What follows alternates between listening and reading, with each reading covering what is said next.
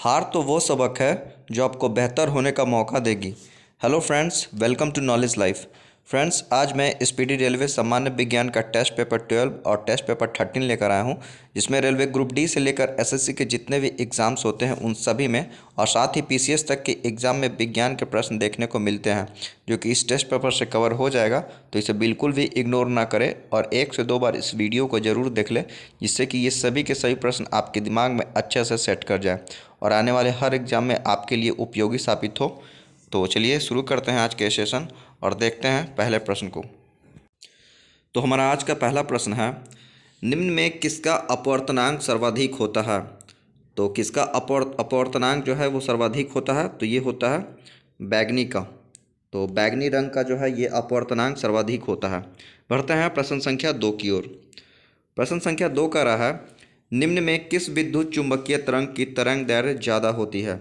तो किस विद्युत चुंबकीय तरंग की तरंग दैर्घ्य जो है वो ज़्यादा होती है? ये होती है एक्स किरणों की। किसकी होती है? तो ये होती है एक्स किरणों की। बढ़ते हैं प्रश्न संख्या 3 की ओर। प्रश्न संख्या 3 का रहा है, प्रकाश की चाल सबसे पहले ज्ञात की। तो प्रकाश की चाल जो है सबसे पहले किसने ज्ञात किया? ये किया था रोमर ने। किसने किया था? तो रोमर ने जो है ये प्रकाश की चाल सबसे पहले ज्ञात किया था, इसे आपने याद रखना है। बढ़ते हैं प्रश्न संख्या 4 की ओर। प्रश्न संख्या 4 का रहा, सरल सूक्ष्मदर्शी में वस्तु को रखा जाता है। तो सरल सूक्ष्मदर्शी में वस्तु को रखा जाता है कहाँ? ये रखा जाता है लेंस और प्रकाश के बीच। कहाँ रखा जाता है? तो रखा जाता है लेंस और प्रकाश के बीच। बढ़ते हैं प्रश्न संख्या 5 की ओर। प्रश्न संख्या 5 कह रहा है, जब प्रकाश वस्तु से कांच में जाता है तो जब प्रकाश जो है वायु से कांच में जाता है तो तरंग दैर्घ्य घटती है। क्या होती है? तरंग दैर्घ्य जो है ये घटती है। बढ़ते हैं प्रश्न संख्या 6 की ओर। प्रश्न संख्या 6 का रहा है, पूर्ण आंतरिक परावर्तन होता है जब प्रकाश जाता है। तो पूर्ण आंतरिक परावर्तन कब होता है? जब प्रकाश जाता है। तो ये कब होता है? ये होता है हीरे से कांच में। जब प्रकाश जो है ये हीरे से कांच में जाता है तो पूर्ण आंतरिक परावर्तन होता है, इसे आपने याद रखना है। बढ़ते हैं प्रश्न संख्या 7 की ओर। प्रश्न संख्या 7 का रहा, प्रकाश तंतु किस सिद्धांत पर कार्य करता है? तो प्रकाश तंतु जो है ये किस सिद्धांत पर कार्य करता है? ये करता है पूर्ण आंतरिक परावर्तन पर। किस पर करता है? तो पूर्ण आंतरिक परावर्तन पर कार्य करता है प्रकाश तंतु, इसे आपने याद रखना है। बढ़ते हैं प्रश्न संख्या 8 की ओर। प्रश्न संख्या 8 कह रहा है, प्रकाश ऊर्जा को विद्युत ऊर्जा में बदलता है। तो प्रकाश ऊर्जा को विद्युत ऊर्जा में कौन बदलता है? ये बदलता है सौर सेल। कौन बदलता है? तो सौर सेल जो है ये प्रकाश ऊर्जा को विद्युत ऊर्जा में बदलता है। बढ़ते हैं प्रश्न संख्या 9 की ओर। प्रश्न संख्या 9 का रहा है, यांत्रिक ऊर्जा को विद्युत ऊर्जा में बदलता है। तो यांत्रिक ऊर्जा को विद्युत ऊर्जा में कौन बदलता है? ये बदलता है डायनेमो। कौन बदलता है? तो डायनेमो जो है ये यांत्रिक ऊर्जा को विद्युत ऊर्जा में बदलता है, इसे आपने याद रखना है। बढ़ते हैं प्रश्न संख्या 10 की ओर। प्रश्न संख्या 10 का रहा है, सूर्य के केंद्र का ताप कितना है? तो सूर्य के केंद्र का ताप कितना होता है? तो ये होता है 1.5 इंटू 10⁷ के। कितना होता है? 1.5 इंटू 10⁷ के। बढ़ते हैं प्रश्न संख्या 11 की ओर। प्रश्न संख्या 11 का रहा है, सूर्य के केंद्र का दाब कितना होता है? तो सूर्य के केंद्र का जो दाब होता है वो कितना होता है? ये होता है 2 इंटू 10⁻16 न्यूटन पर वर्ग मीटर। कितना होता है? 2 इंटू 10⁻16 न्यूटन पर वर्ग मीटर। बढ़ते हैं प्रश्न संख्या 12 की ओर। प्रश्न संख्या 12 का रहा है, परमाणु रिएक्टर आधारित है। तो परमाणु रिएक्टर जो है ये किस पर आधारित है? तो ये आधारित है नाभिकीय विखंडन पर। किस पर आधारित है? तो नाभिकीय विखंडन पर। बढ़ते हैं प्रश्न संख्या 13 की ओर। प्रश्न संख्या 13 का रहा है, परमाणु बम आधारित है। तो परमाणु बम किस पर आधारित है? ये आधारित है अनियंत्रित नाभिकीय विखंडन पर। किस पर आधारित है? अनियंत्रित नाभिकीय विखंडन पर। बढ़ते हैं प्रश्न संख्या 14 की ओर। प्रश्न संख्या 14 का रहा है, हाइड्रोजन बम आधारित है। तो हाइड्रोजन बम ये किस पर आधारित है? ये है नाभिकीय संलयन पर। किस पर आधारित है? तो नाभिकीय संलयन पर आधारित है हाइड्रोजन बम। बढ़ते हैं प्रश्न संख्या 15 की ओर। प्रश्न संख्या 15 का रहा है, सिलिकॉन तथा जर्मेनियम अर्धचालक होते हैं। तो सिलिकॉन तथा जर्मेनियम जो है ये किसके अर्धचालक होते हैं? ये होते हैं चतुर्थ संयोजी। चतुर्थ संयोजी के जो है ये सिलिकॉन तथा जर्मेनियम अर्धचालक होते हैं, इसे आपने याद रखना है। बढ़ते हैं प्रश्न संख्या 16 की ओर। प्रश्न संख्या 16 का रहा है, पॉजिट्रॉन का खोज किसने किया? तो पॉजिट्रॉन का खोज जो है ये किसने किया था? ये किया था एंडरसन ने। किसने किया था? एंडरसन ने जो है ये पॉजिट्रॉन का खोज किया था, इसे आपने याद रखना है। बढ़ते हैं प्रश्न संख्या 17 की ओर। प्रश्न संख्या 17 का रहा है, एक कूलम आवेश बराबर है। तो एक कूलम आवेश जो है ये किसके बराबर होता है? ये होता है 6.25 इंटू 10⁻11 इलेक्ट्रॉन का। किसका होता है? 6.25 इंटू 10⁻18 इलेक्ट्रॉन का जो है बराबर होता है एक कूलम आवेश। बढ़ते हैं प्रश्न संख्या 18 की ओर। प्रश्न संख्या 18 का रहा है, किसी तार की प्रतिरोधकता निर्भर करती है। तो किसी तार की जो है प्रतिरोधकता ये किस पर निर्भर करती है? ये करती है पदार्थ पर। किस पर करती है? पदार्थ पर करती है किसी तार की प्रतिरोधकता। बढ़ते हैं प्रश्न संख्या 19 की ओर। प्रश्न संख्या 19 का रहा है, एक वाट घंटा बराबर होती है। तो एक वाट घंटा बराबर कितना होता है? ये होता है 3.6 इंटू 10⁻³ जूल। कितना होता है? 3.6 इंटू 10⁻³ जूल जो है ये एक वाट घंटा के बराबर होता है। बढ़ते हैं प्रश्न संख्या 20 की ओर। प्रश्न संख्या 20 का रहा है, मैक संख्या का उपयोग किसकी चाल निर्धारण के लिए किया जाता है? तो मैक संख्या का उपयोग जो है ये किसकी चाल निर्धारण के लिए किया जाता है? तो ये किया जाता है विमान की चाल निर्धारण के लिए जो है मैक संख्या का उपयोग किया जाता है। ऑप्शन नंबर सी हमारे यहाँ बिल्कुल राइट आंसर हो जाएगा। बढ़ते हैं प्रश्न संख्या 21 की ओर। प्रश्न संख्या 21 का रहा है, एक कार बैटरी में प्रयुक्त विद्युत अपघट्य होता है। तो एक कार बैटरी में प्रयुक्त विद्युत अपघट्य क्या होता है? ये होता है सल्फ्यूरिक अम्ल। क्या होता है? सल्फ्यूरिक अम्ल H2SO4। बढ़ते हैं प्रश्न संख्या 22 की ओर। प्रश्न संख्या 22 का रहा है, स्पष्ट दर्शन की न्यूनतम दूरी होती है। तो स्पष्ट दर्शन की न्यूनतम दूरी कितनी होती है? ये होती है 25 सेंटीमीटर। कितनी होती है? 25 सेंटीमीटर होती है स्पष्ट दर्शन की न्यूनतम दूरी। बढ़ते हैं प्रश्न संख्या 23 की ओर। प्रश्न संख्या 23 का रहा है, प्रकाश के तरंग सिद्धांत को किसने प्रतिपादित किया था? तो प्रकाश के तरंग सिद्धांत को किसने प्रतिपादित किया था? ये किया था हाइगेंस ने। हाइगेंस के द्वारा जो है प्रकाश के तरंग सिद्धांत को प्रतिपादित किया गया था, इसे आपने याद रखना है। बढ़ते हैं प्रश्न संख्या 24 की ओर। प्रश्न संख्या 24 का रहा है, इंद्रधनुष में किस रंग का विक्षेपण अधिक होता है? तो इंद्रधनुष में जो है ये किस रंग का विक्षेपण अधिक होता है? ये देख लेते हैं ऑप्शन। तो सबसे ज़्यादा विक्षेपण जो है ये किस रंग का होता है? ये होता है लाल रंग का। किसका होता है? लाल रंग का होता है। बढ़ते हैं प्रश्न संख्या 25 की ओर। प्रश्न संख्या 25 का रहा, पानी के ऊपर तेल परत का जमना उदाहरण है। तो पानी के ऊपर तेल परत का जमना नहीं है, जमना है, जमना उदाहरण है। ये किसका उदाहरण है? ये है व्यक्तिकरण का। किसका है? व्यक्तिकरण का है। बढ़ते हैं प्रश्न संख्या 26 की ओर। प्रश्न संख्या 26 का रहा, धूप के चश्मे की पावर होती है। तो धूप के चश्मे की पावर कितनी होती है? ये होती है 0 डायोप्टर। कितना होता है? 0 डायोप्टर होता है धूप के चश्मे की पावर। बढ़ते हैं प्रश्न संख्या 27 की ओर। प्रश्न संख्या 27 का रहा, वायुमंडल में प्रकाश के विसरण का कारण है। तो वायुमंडल में प्रकाश के विसरण का क्या कारण है? ये है धूलकण। क्या है?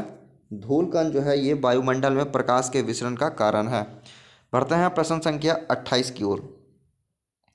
प्रश्न संख्या 28 का रहा, पास्कल किसका इकाई है? तो पास्कल जो है ये किसका इकाई है? ये है दाब का। ऑप्शन नंबर ए हमारे यहाँ बिल्कुल राइट आंसर हो जाएगा। बढ़ते हैं प्रश्न संख्या 29 की ओर।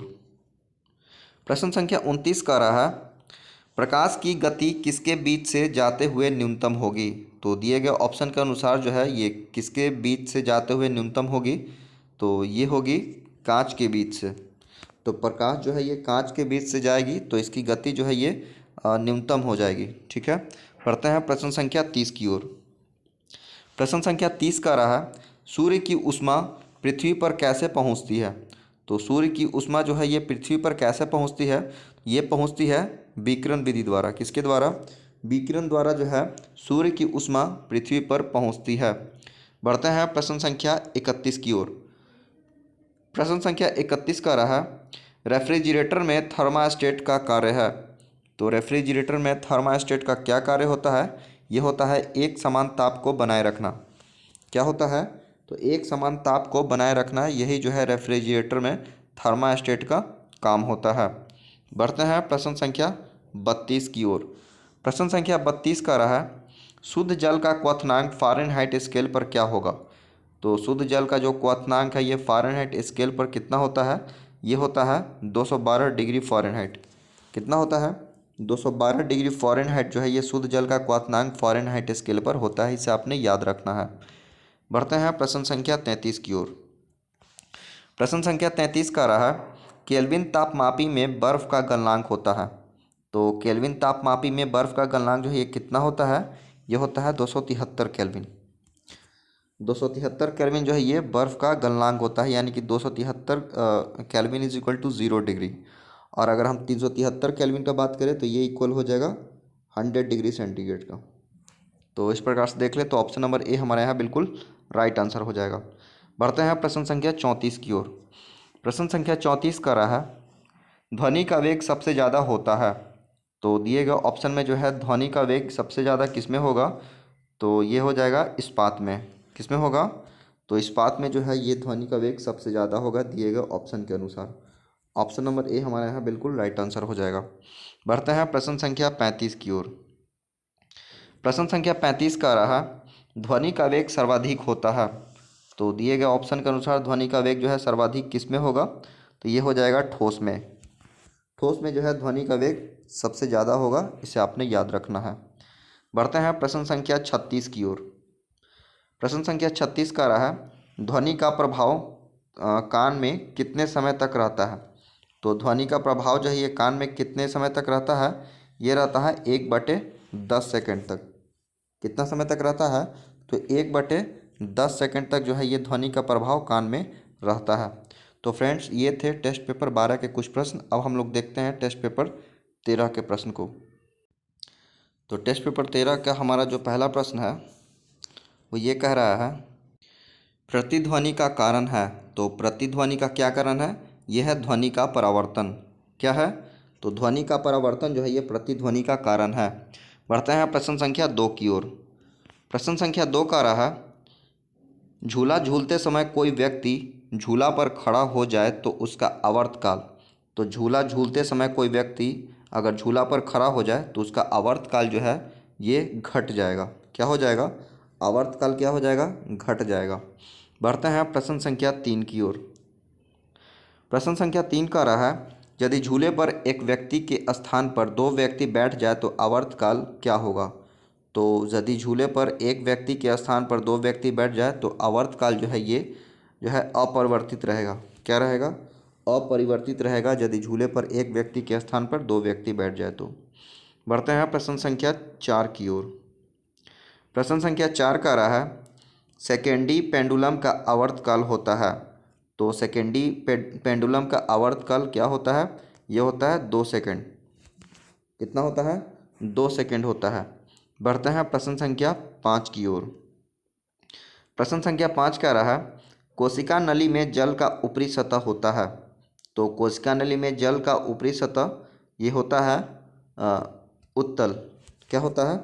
उत्तल होता है कोशिका नली में जल का ऊपरी सतह। बढ़ते हैं प्रश्न संख्या 6 की ओर। प्रश्न संख्या 6 का रहा है, द्रव का घनत्व अधिक होने पर पृष्ठ तनाव। तो द्रव का घनत्व जो है ये अधिक होने पर पृष्ठ तनाव क्या होता है? ये होता है ये बढ़ जाता है।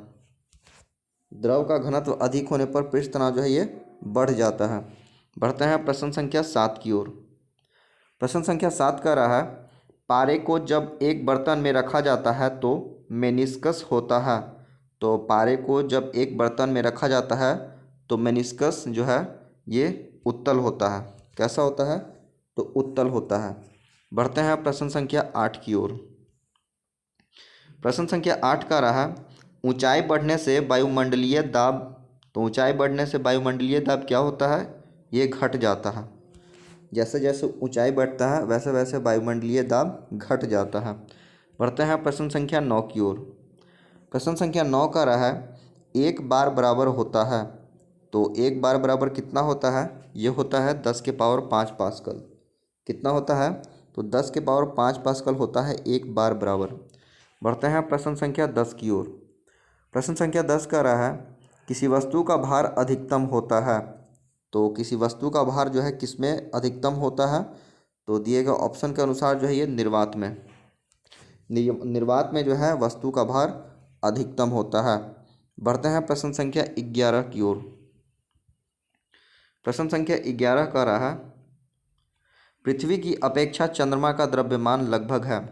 तो पृथ्वी की अपेक्षा चंद्रमा का जो द्रव्यमान है ये लगभग 1/81 है। कितना है? 1/81 जो है ये पृथ्वी की अपेक्षा चंद्रमा का द्रव्यमान है। इसे आपने याद रखना है। बढ़ते हैं प्रश्न संख्या 12 की ओर।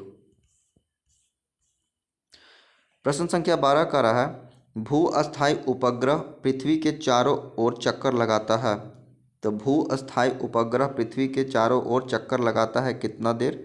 तो ये लगाता है आपका 24 घंटे में।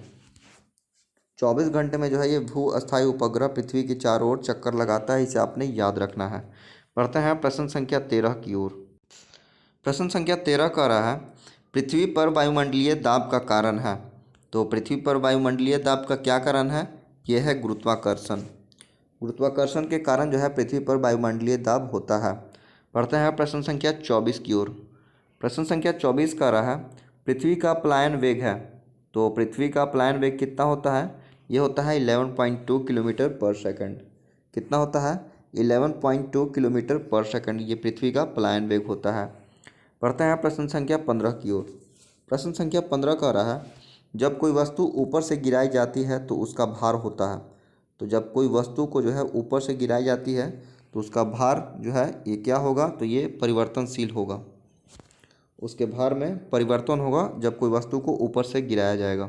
बढ़ते हैं प्रश्न संख्या 16 की ओर। प्रश्न संख्या 16 का रहा है, ग्रहों के गति के नियम को किसने प्रतिपादित किया था? तो ग्रहों के गति के नियम को जो है ये किसने प्रतिपादित किया था? ये किया था आपका केपलर ने। किसने किया था? केपलर ने जो है ग्रहों के गति के नियम को प्रतिपादित किया था। इसे आपने याद रखना है। बढ़ते हैं, इस प्रकार से देख ले तो ऑप्शन नंबर बी हमारे यहाँ बिल्कुल राइट आंसर हो जाएगा। बढ़ते हैं प्रश्न संख्या 17 की ओर। प्रश्न संख्या 17 का रहा है, एक जेट इंजन किस सिद्धांत पर कार्य करता है?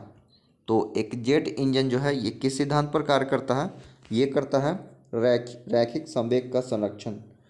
ये किस सिद्धांत पर कार्य करता है? ये कार्य करता है रैखिक संवेग का संरक्षण। ऑप्शन नंबर डी हमारे यहाँ बिल्कुल राइट आंसर हो जाएगा। बढ़ते हैं प्रश्न संख्या 18 की ओर। प्रश्न संख्या 18 का रहा है, एक गेंद को क्षैतिज से कितने कोण पर फेंकने पर अधिकतम क्षैतिज दूरी तय कर सकेगी? तो एक गेंद को जो है क्षैतिज से कितने कोण पर फेंकने पर अधिकतम क्षैतिज दूरी तय कर सकेगी?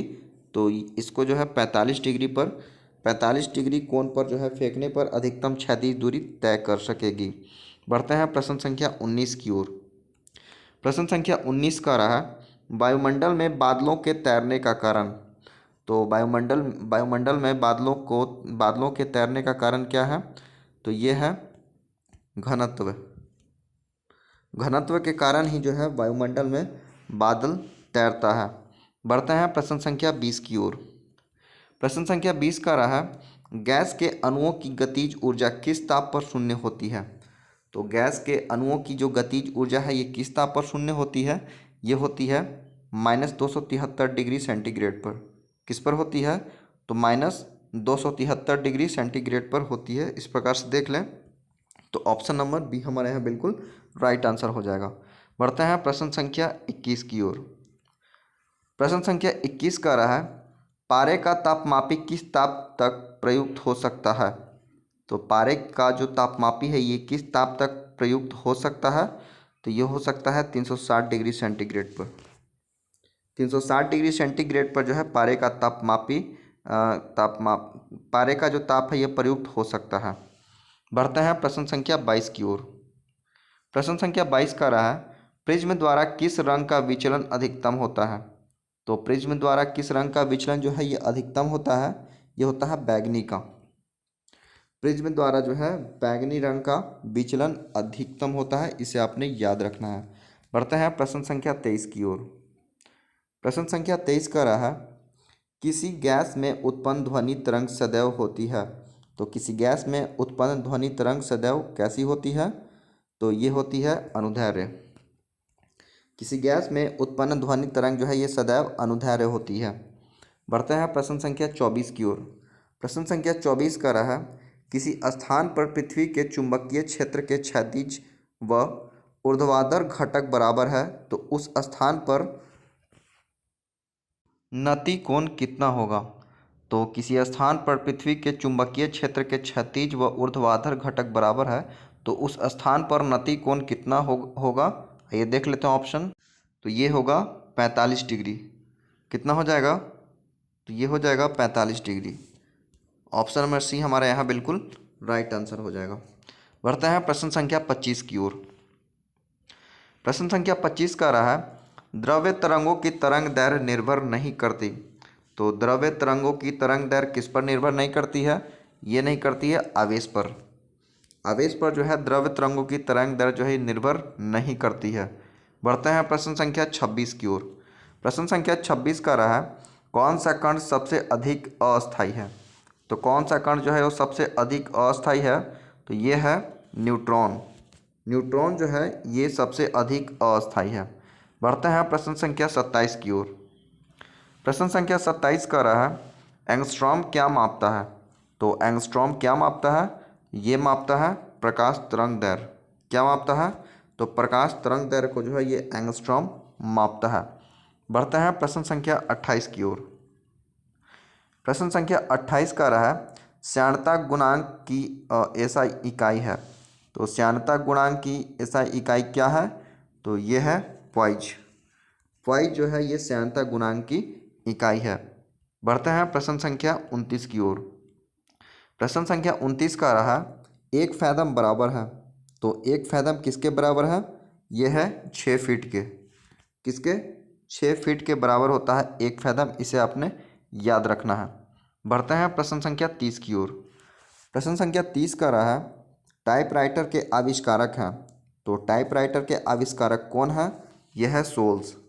सोल्स जो है ये टाइपराइटर के आविष्कारक हैं, इसे आपने याद रखना है। बढ़ते हैं प्रश्न संख्या 31 की ओर। प्रश्न संख्या 31 का रहा है, जेट इंजन किस सिद्धांत पर कार्य करता है?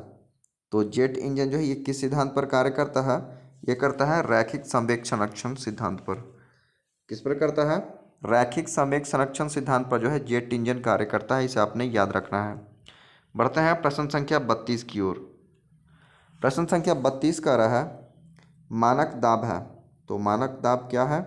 तो ये है पारे का 70 मिलीमीटर। कितना?